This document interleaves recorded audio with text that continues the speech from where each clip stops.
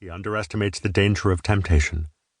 Like the disciples in the garden, Nathan needs to learn how to watch and pray against temptation's subtle power.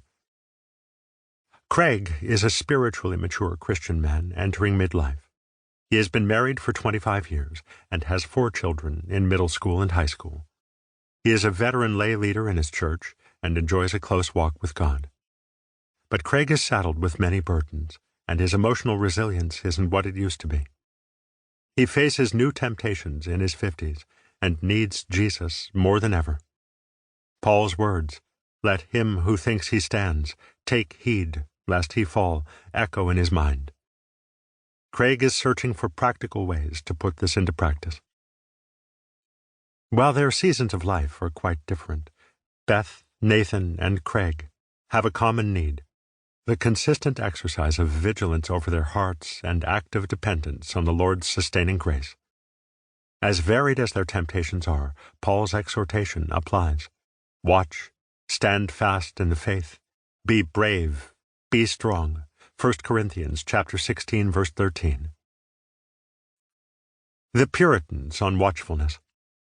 Past believers understood the need for watchfulness and spoke of it often.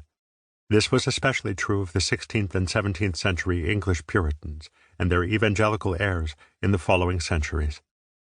In their sermons, letters, diaries, and manuals on spirituality, these saints commended the practice of watching, along with better-known disciplines like meditation and prayer. Richard Rogers, for example, was an early Puritan who published a substantial book called 7 Treatises in 1602. Divided into 7 parts, the 900-page compendium on Christian living explores the full spectrum of religious life and experience, from questions of conversion and assurance to the public and private means of pursuing godliness, and from daily directions for walking with God to the various hindrances and privileges of the true Christian, and more.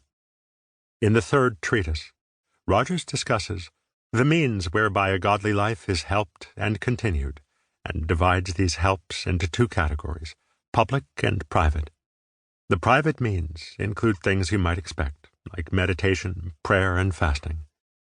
But first on Rogers's list of private helps is watchfulness, which is worthily set in the first place, seeing it as an eye to all the rest, to see them well and rightly used. The implication is clear.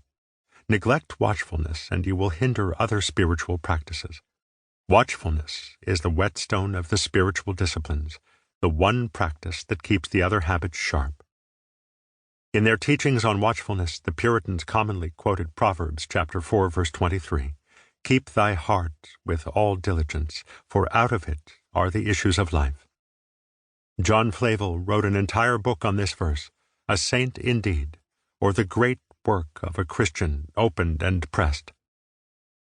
The greatest difficulty in conversion is to win the heart to God, and the greatest difficulty after conversion is to keep the heart with God, writes Flavel on the opening page. What follows is a tour de force in Christian spirituality, a traveler's guide that maps and marks 12 seasons of Christian experience through which the heart must be watched and kept. Some of the most helpful companions in my journey have been John Owen, 1616 to 1683, John Bunyan, 1628 to 1688, and Robert Murray McShane, 1813 to 1843. Owen was a nonconformist pastor and theologian during the Puritan era. For nearly 2 decades, his books on mortification, temptation, indwelling sin, apostasy, spiritual mindedness, communion with God, the glory of Christ, the evidences of faith, and the work of the Holy Spirit have been the richest portion of my devotional diet. Several years ago, I noticed that Owen frequently includes watching alongside meditation and prayer in describing the means for mortifying sin, nourishing spiritual affections, and cultivating communion with God. For example, in his treatise, The Grace and Duty of Being Spiritually Minded, Owen says, "It is no ordinary nor easy thing to preserve our affections pure, entire, and steady in their vigorous adherence unto spiritual things. Watchfulness, prayer, faith in exercise, and a daily examination of ourselves are required hereunto."